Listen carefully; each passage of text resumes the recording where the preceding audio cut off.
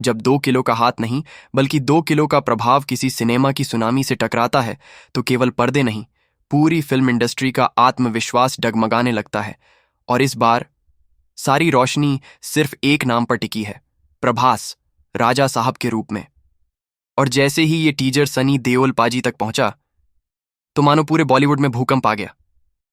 सनी पाजी बोले, भाई, ये कोई साधारण टीजर नहीं, ये तो एक सिनेमा बम है जो सीधे दिल पर गिरा है। जनता की प्रतिक्रिया देखो। कोई चिल्लाया, ये हॉरर है या स्वैग का तूफान। कोई बोला, भाई, राजा साहब की आंखों में तो आग दिख रही है। और जब पर्दे पर प्रभास काली शेरवानी में आते हैं तो रॉयल्टी, हॉरर और हीरोइज्म तीनों एक साथ प्रहार करते हैं। थिएटर की हवा ही बदल जाती है। सनी देओल ने साफ कहा, मैंने अपने समय में गदर मचाई थी, लेकिन ये लड़का तो मास सिनेमा की परिभाषा ही बदल रहा है। राजा साहब सिर्फ एक फिल्म नहीं, ये एक भावनात्मक आंदोलन बन चुका है। पाजी ने कहा, प्रभास की उपस्थिति देखकर लगा जैसे पर्दे पर शेर आ गया हो, और ये शेर दहाड़ता नहीं, सिर्फ आंखों से खेल खत्म कर देता है।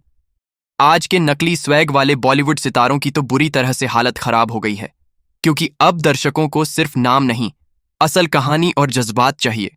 और प्रभास ने वो सब कुछ दे दिया है। जज्बा, स्टाइल, हास्य, डर और थ्रिल, सब कुछ एक साथ परोसा है। अब सुनिए सनी देओल का असली रिएक्शन। प्रभास सिर्फ एक अभिनेता नहीं, वो एक भावना बन चुका है। राजा साहब कोई साधारण फिल्म नहीं, ये तो एक सिनेमा की लहर है। अब सवाल बस एक है, क्या बॉलीवुड के ये झूठे सुपरस्टार अब टिक पाएंगे? क्या अब जनता का प्यार सिर्फ साउथ की तरफ ही जाएगा? और सच कहूं, जब सनी देओल जैसे मास आइकॉन कहें कि ये लड़का इतिहास रचने आया है, तो इंडस्ट्री को तालियां नहीं, चेतावनी समझ लेनी चाहिए। तो भाइयों और बहनों, आप बताइए, क्या राजा साहब भारत की अगली सबसे बड़ी ब्लॉकबस्टर बन सकती है? क्या आप भी हैं पहले दिन पहला शो देखने वालों में?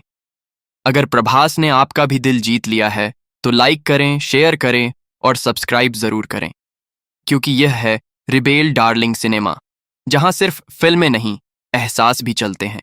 समापन पंक्तियां। मिलते हैं अगली वीडियो में, जहां या तो कोई डायलॉग दिल छू जाएगा या फिर राजा साहब पर्दे को चीरते हुए अंदर घुस जाएगा। जय हिंद, जय किंग प्रभास स्टूडियो, जय राजा साहब।